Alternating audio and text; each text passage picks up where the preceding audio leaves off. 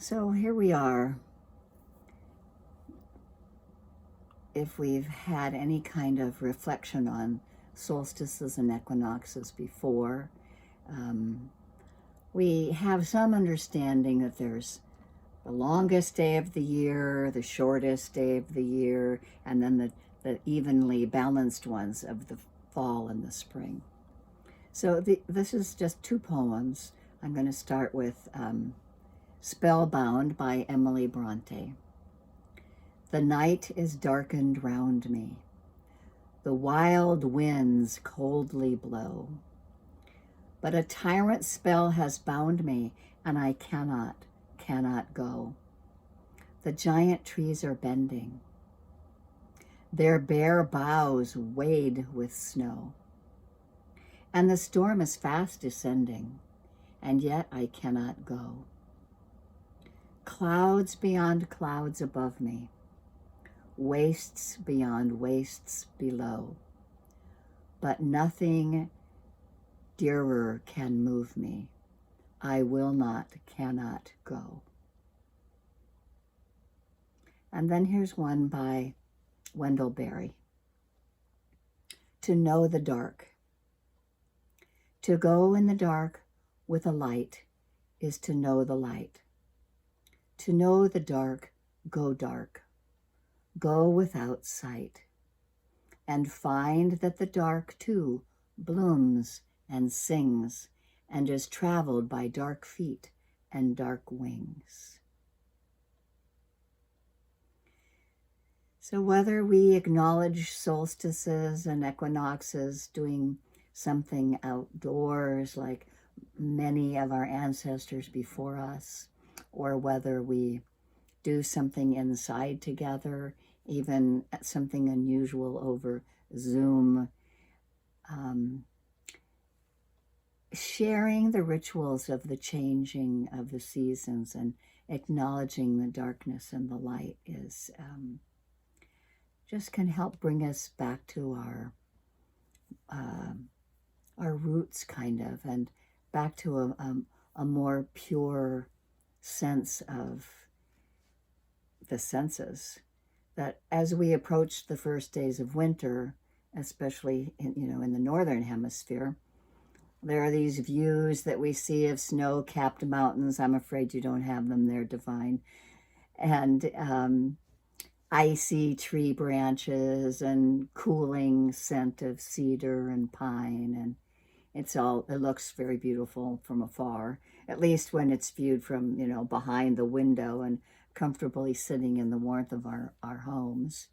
And my having lived in Hawaii for so long, I didn't have such extreme understandings of the solstices and equinoxes, but nonetheless, there were ways to tell the difference in seasons, as I'm sure there are also in New Orleans. But in the days of this less sunlight, there's opportunities for more contemplative times, looking deeply to see what only can be seen in the dark. And the shortness of the days often leaves some of us feeling dark and down and unmotivated, and it's easy for sadness to creep in through the winter. Some days it seems as though it might not ever end, like the sun's not ever going to come out again. But then folks in the southern hemisphere right now, they can tell us that it's always going to return. They're starting their summer. But whichever hemisphere we're in, both the solstice and the end of this seemingly very dark year due to so many things, the limitations of COVID virus and all of the variants and the many ways that it's affected how we live, has brought us to a time that naturally can allow us to sort of acknowledge things with a fresh start. So I was reading this article recently from The Tattooed Buddha, in which Ruth Lara, who is an energy healer and a meditation teacher who lives in Canada, was reflecting on where she lived.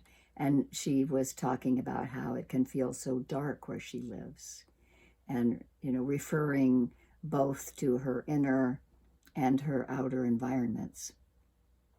And we all know what she means, how dark we can feel inside sometimes, like no one's ever going to love us again, or we all know how sometimes we feel inside that, we want to stay under the blankets. Just the act of taking our heads out from under the blankets can sometimes seem impossible, and how we can feel so sure that there's no choice for our life except to stay in the warm and sometimes lonely beds overflowing with heartache that seems like it might last forever. And this is what the dark can feel like, and we've all experienced it. And as she was talking about where she is, I mean, the sun sets really early and it rises a lot later. She's in the boreal forest of pines and spruces and larches, and this is most of inland Canada and Alaska and the forests of Northwest North America.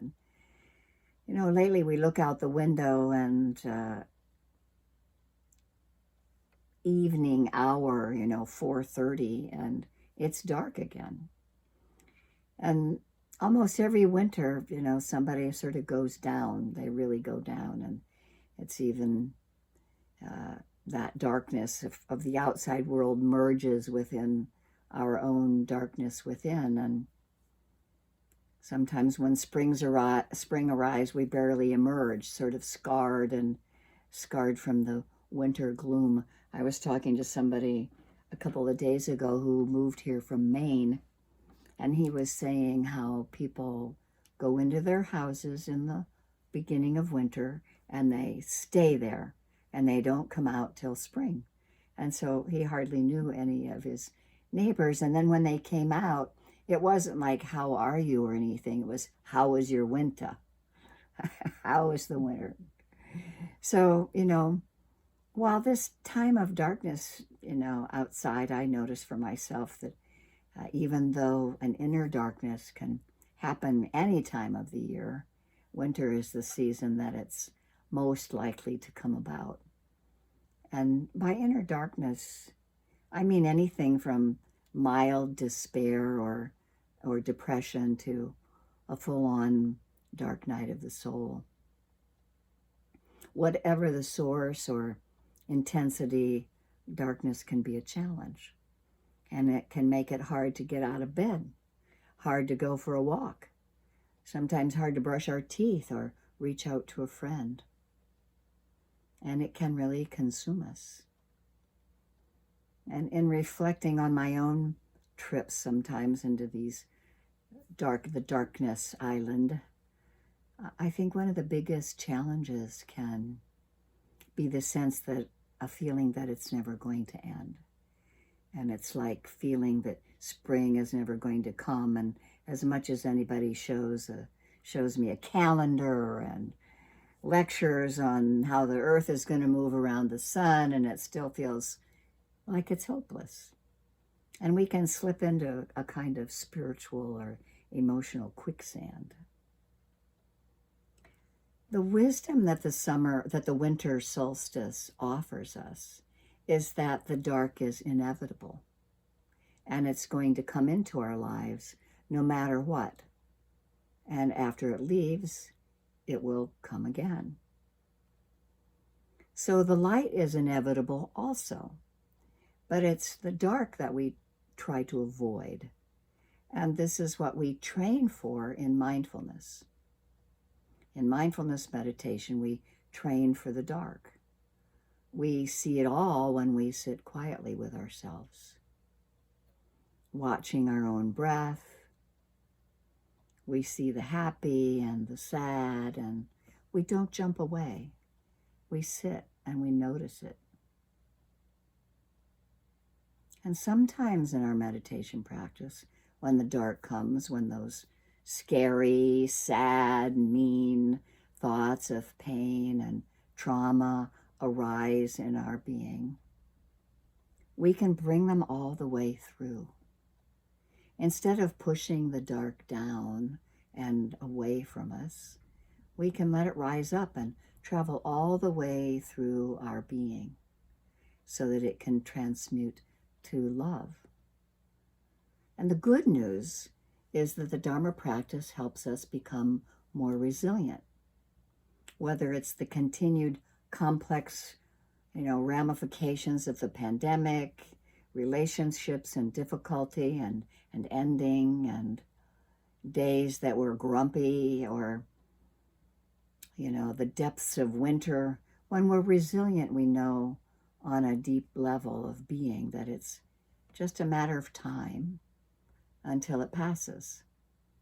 And that's not really all that bad anyway, but it's like we're wearing these special quicksand boots. So how do we cultivate a kind of spiritual resilience? There's probably a lot of possible answers to the question. But in this moment, I feel called to just mention about the 3 refuges that traditionally, before we meditate or do other practices, we take refuge in the Buddha and the Dhamma and the Sangha. And, in plain English, that means that we find safety and respite in the possibility of awakening, the actual practice, and the community of kindred spirits.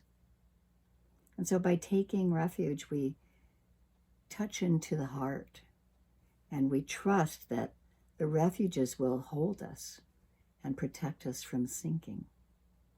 Deep trust, like giving somebody the keys to your house when you're gone. And also the refuges provide us with direction, somewhere to channel our energies, our thoughts, and our presence. When we drop into the actual practice of meditation or loving kindness, for example, it's like putting on those anti-quicksand boots. And if we should find our boots aren't working so well, then we have the Sangha. We have the community ready to support us.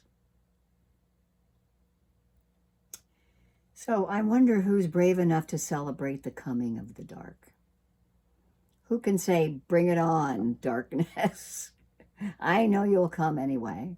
So instead of running away, I choose to run into your arms, knowing full well that you will strip layers off of me as I curl into your dark, bleak arms.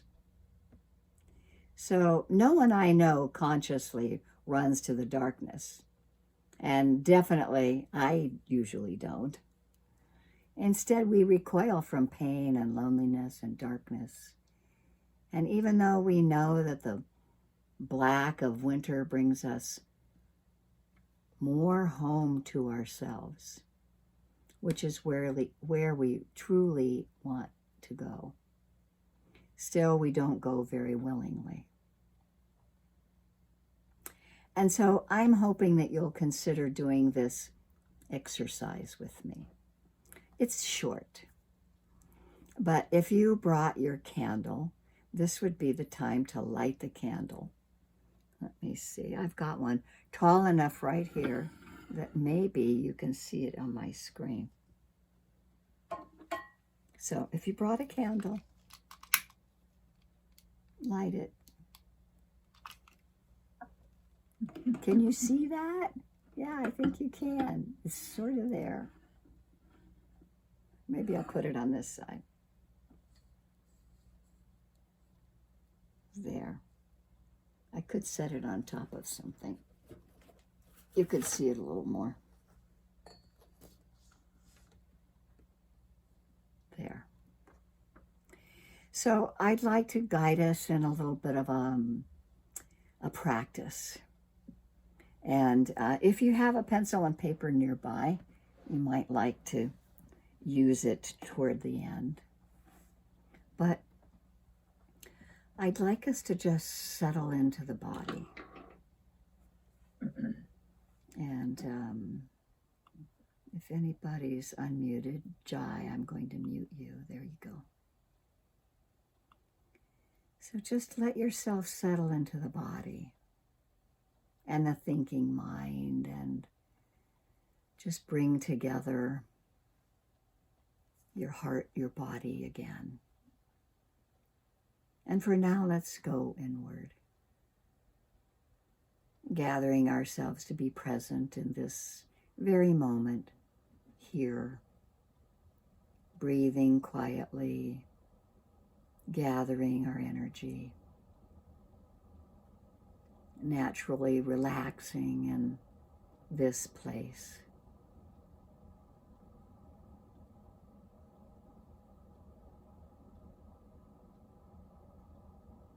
Taking a few breaths, and then breathing naturally, noticing where the breath is, if it's a long breath or a short breath. Cool at the nostrils when it comes in, or do you feel it at the diaphragm, warm going out? Releasing the pressure at the belly when the exhale comes out.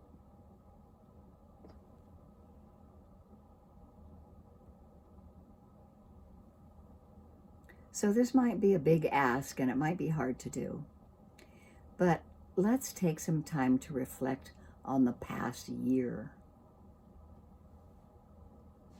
where we may see some difficult times.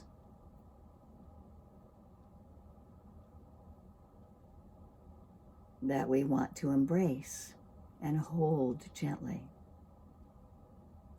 Just see what kind of difficult times might arise.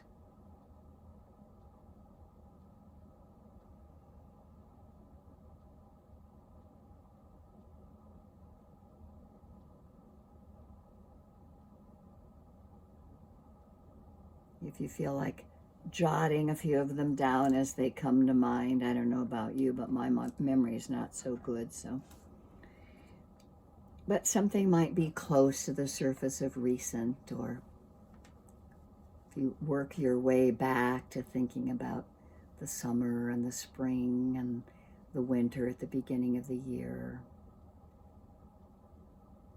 Just noticing what might come up that seems difficult, and hold it and embrace it, hold it gently within yourself.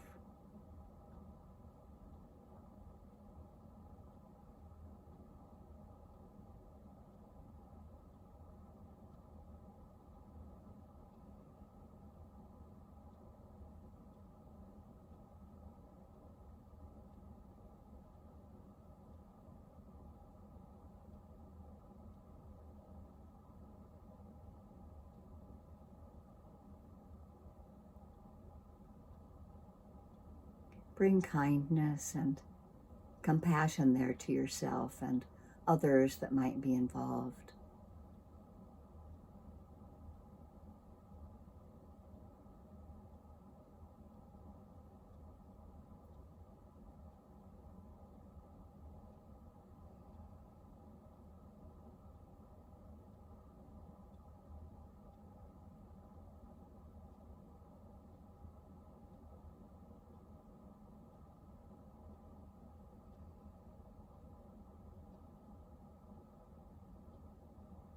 Knowing that we've done the best we can, and holding yourself with ease, quietly being with the challenge, and awakening kindness from within to cradle it gently.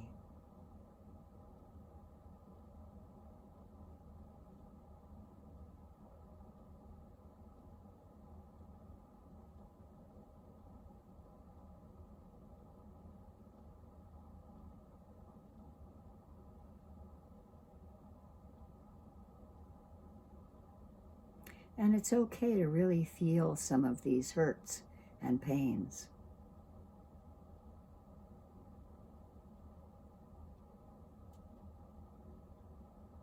Holding them and seeing clearly can Help us let go of old resentments and difficulties. And having space in our hearts to hold and be with discomfort can relax the pressure that occurs from constantly repressing it or pushing it away. And so for now, we're with this darkness and we're holding it.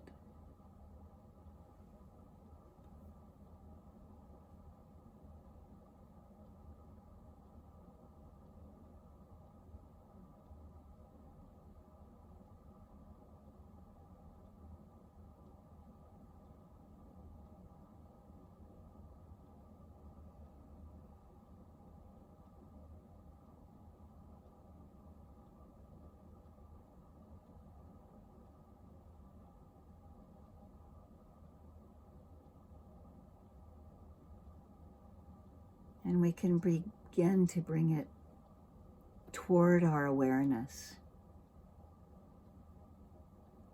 And we may be able to gradually transform it into something that we can find gratitude in. We can see that it changes.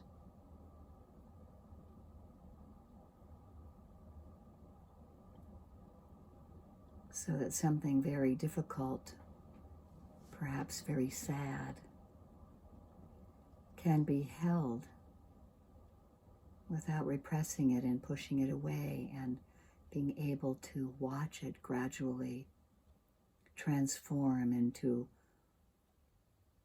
a change that we can find gratitude in it.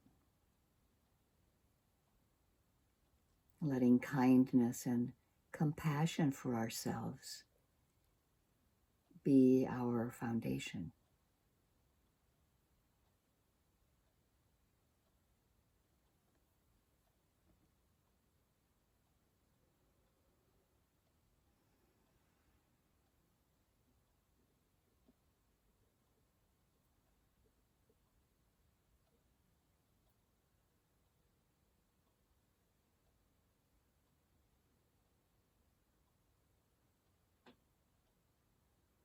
So taking a few more moments, touching into a challenging, difficult, sad, whatever difficulty might come to mind. And realizing its nature of change and transformation.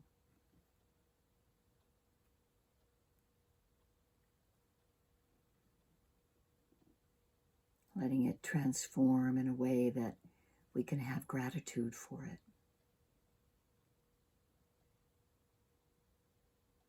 Holding ourselves in kindness and compassion as our foundation.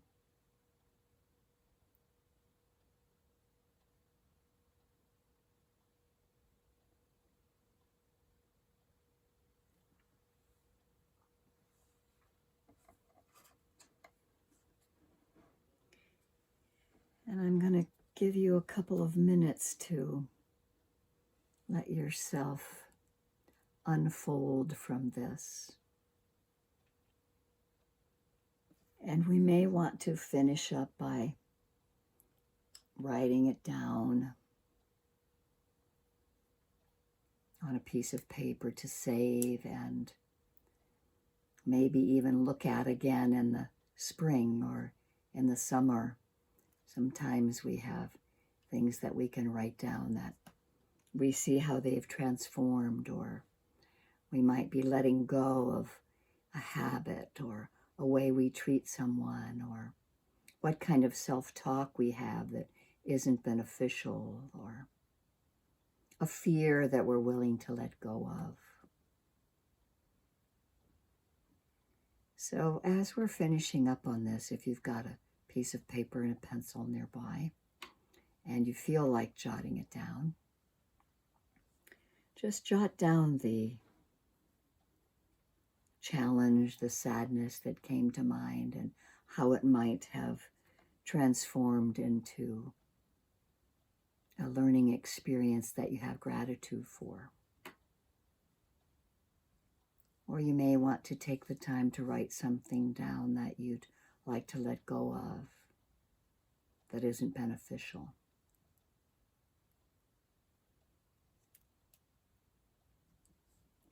So I'm going to give us a couple of minutes to do that.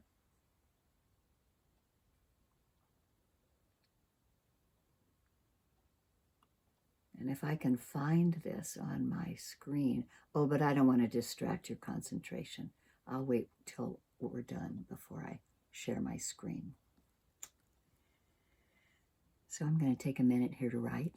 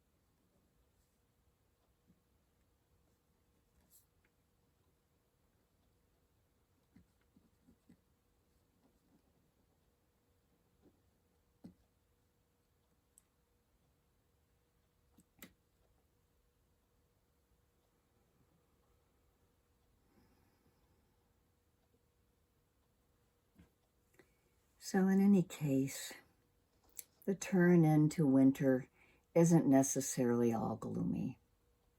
And there's a lot of beauty and joy to be found here too.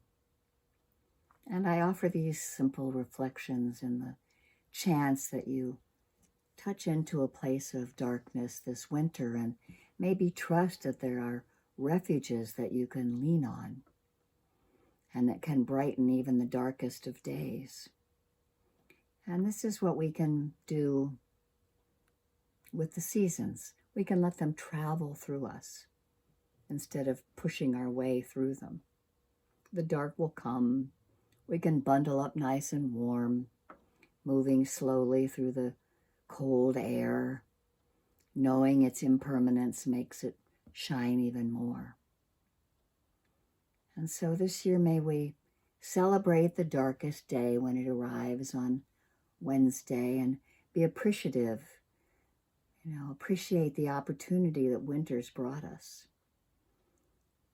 And when summer comes, we'll also celebrate the longest day and the impending end of the light. And so I urge us all to run with open arms into the embrace of darkness, because we know its time here is limited,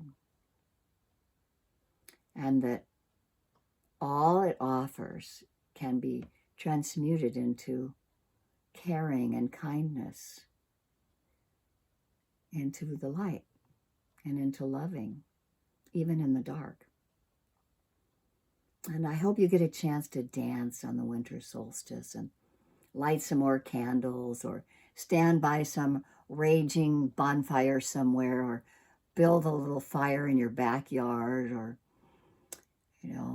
that you can find some warmth around the fire and find some extra hugs and some love, and that we know that the tears are right behind our eyes on winter solstices, and tears of sweetness and hope, and tears of knowing that we've almost made it through the darkness again. So I'm going to end with a poem by Susan Cooper called The Shortest Day of the Year. And I think I'm going to have to blow out my candle because it's flickering a lot of There we go. Now we've got some smoke arising. The shortest day. So the shortest day came, and the year died. And everywhere down the centuries of the snow-white world came people singing, dancing to drive the dark away. They lighted candles in the winter trees. They hung their homes with evergreen. They burned beseeching fires all night long to keep the year alive. And when the New Year's sunshine blazed awake, they shouted, reveling. Through all the frosty ages, you can hear them echoing behind us. Listen, as the long echoes sing the same delight, this shortest day, as promise wakens in the sleeping land. They carol, feast, give thanks, and dearly love their friends, and hope for peace. And so do we here now, this year, and every year. And so we welcome this Yule. And I really like this. I guess it's considered a prayer. It's been around for a while. It's from Julia McCullum, and I found it a couple of years ago. And you might like envisioning this as I'm reading it. I release my parents from the feeling that they have failed with me.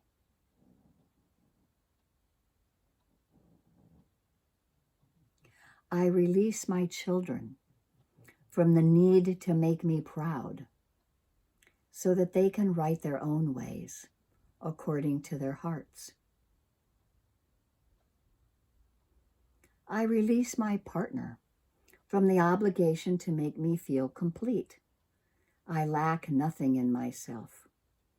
I learn with all the beings that surround me through all time.